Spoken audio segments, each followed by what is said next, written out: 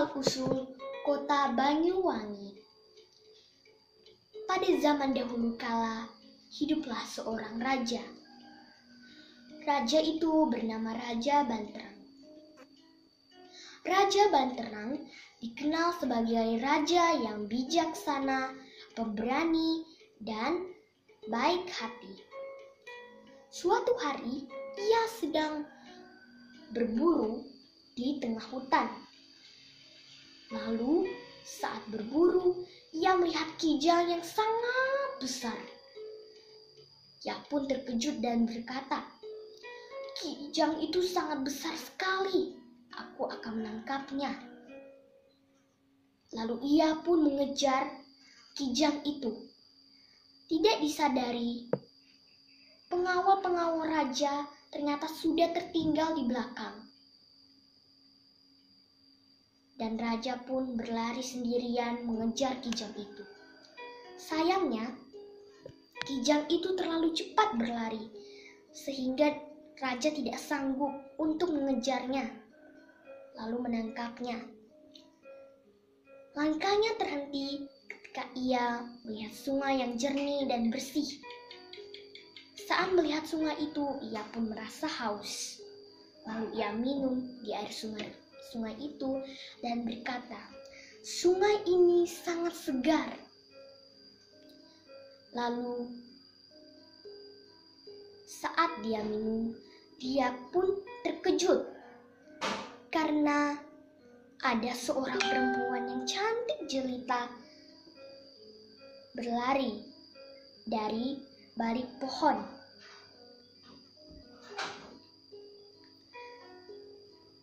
Raja pun menjadi takut karena ia khawatir jika perempuan itu adalah penunggu hutan.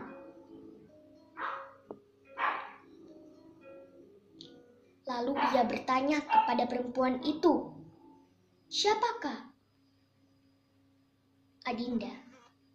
Apakah Adinda adalah penunggu hutan? Ataukah engkau adalah seorang manusia?" Lalu perempuan itu menjawab dengan suaranya yang lembut, "Bukan, Yang Mulia.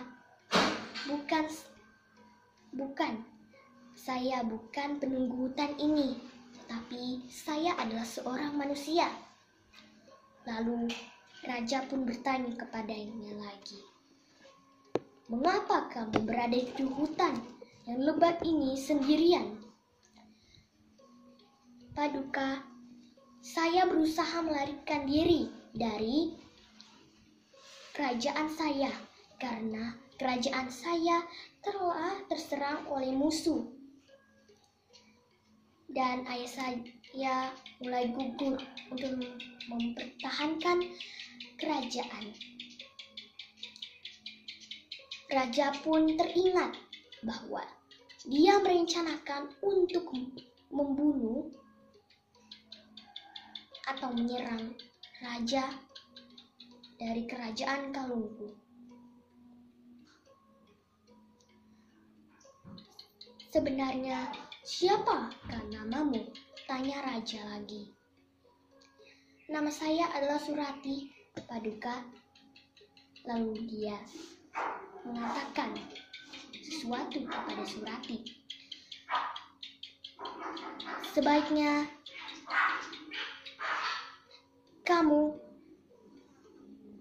kamu tinggal bersama saya saja karena terlalu berbahaya untuk tinggal di sini."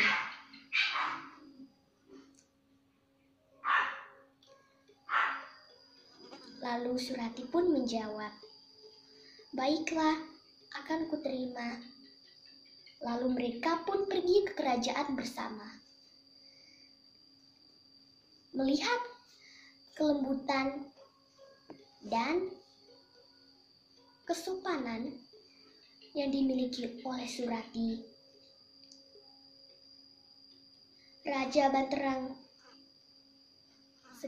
bisa berani untuk melamar Surati. Lalu Surati pun menerimanya, dan mereka hidup bahagia. Suatu hari, Raja sedang berburu, sementara Surati sedang berjalan-jalan dan membeli buah-buahan. Saat sedang berjalan, Surati bertemu seorang yang pakaiannya kusut dan berantakan. Lalu orang itu berteriak kepada Surati, "Hei Surati, hei Surati, putri dari kerajaan kalungku." Lalu Surati pun mencari dari mana sumber suara tersebut. Lalu dia melihat seseorang. Lalu dia bertanya kepada seorang laki-laki itu, "Siapakah engkau?" "Kau tidak mengenaliku," jawab pria itu. Lalu Surati pun membalas lagi, "Aku kenal suara itu, kakak. Aku senang kakak masih hidup." Lalu kakaknya Surati menjawab kembali, "Aku sudah mendengar bahwa kau telah menikah dengan Raja Banterang yang telah membunuh ayah kita. Ini saat yang tepat untuk membalas dendam kepada dia." Lalu Surati menolak, "Tidak, aku tidak bisa. Dia adalah suamiku. Raja Banterang juga telah menolongku di dalam hutan. Tidak mungkin aku mengkhianatinya." Lalu kakaknya pun berkata, "Kau sungguh orang yang sangat jahat dan tidak peduli terhadap kakakmu. Baiklah, jika kau tidak mau, simpanlah ikat kepala ini, supaya kau masih bisa mengingat kerajaan kita dan tidak akan melupakanku juga." Lalu kakaknya pun pergi dan Surati ditinggal sendiri. Sebenarnya Surati ingin menceritakan pertemuannya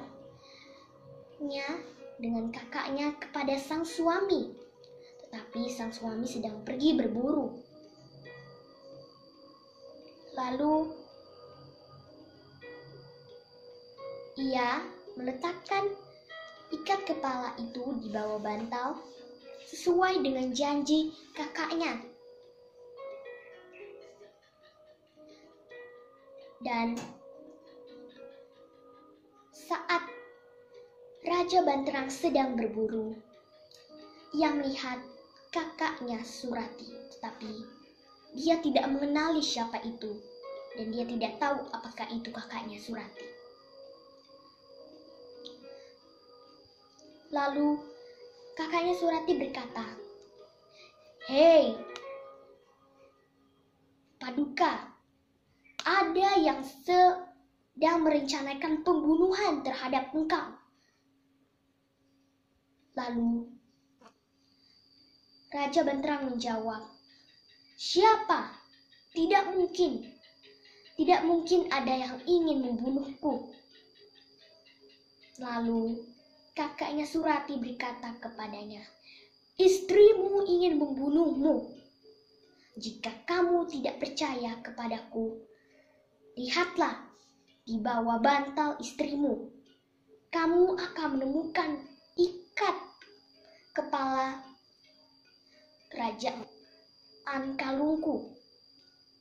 Awalnya Raja Banterang tidak percaya kepada kakaknya Surati, tetapi dia tetap melihat apakah itu benar atau tidak. Saat dia menemukan ikat kepala itu di bawah bantalnya Surati, ia merasa sangat marah dan murka, lalu mencari Surati. Ternyata di situ kau rupanya. "Mengapa kamu merencanakan pembunuhan terhadapku? Jujur saja bahwa kau ingin membunuhku."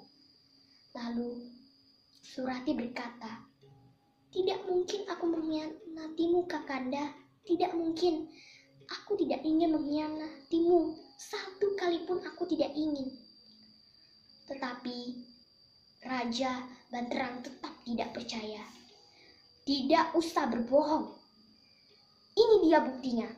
Ikat kepala kerajaan kalungku. Aku bertemu seorang pria di hutan dan dia mengatakan itu kepadaku. Sekali lagi Surati pun menjawab, "Tidak, Kakanda. Tidak, kau telah dirasuki." Lalu Surati menceritakan pertemuannya dengan kakaknya dan bagaimana kakaknya sebenarnya memang pengen balas dendam, tetapi Surati pun menolak. Lalu Raja Banterang tetap tidak percaya. Lalu Surati lari. Tetapi Raja Banterang mengejarnya. "Hei Surati, kemarilah dan katakan yang sebenarnya." "Kakanda, kenapa kamu tidak mempercayaiku?" Lalu Surati pun berkata lagi, "Jika Kakanda tidak percaya padaku, akan kukatakan kepadamu, jika sungai ini wangi,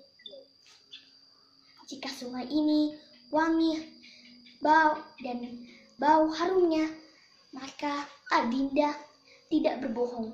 Tapi jika sungai ini kotor dan bau busuk, maka Adinda mau berbohong. Selamat tinggal Kakanda." Lalu Surati pun menenggelamkan dirinya di dalam sungai itu. Lalu betapa terkejutnya Raja Banterang karena istrinya sebenarnya tidak berbohong, dan karena juga bau sungai itu mulai mengharum dan wangi. Dia sangat menyesal tentang apa yang dia telah perbuat, tetapi itu sudah terlambat. Dia telah menerima pelajarannya. Tamat. Inilah asal-usul dari kota Banyuwangi. Dalam bahasa Jawa, Banyu artinya air dan wangi artinya harum. Pesan moral dari cerita ini adalah kita tidak boleh menuduh orang lain sembarangan tanpa bukti yang jelas.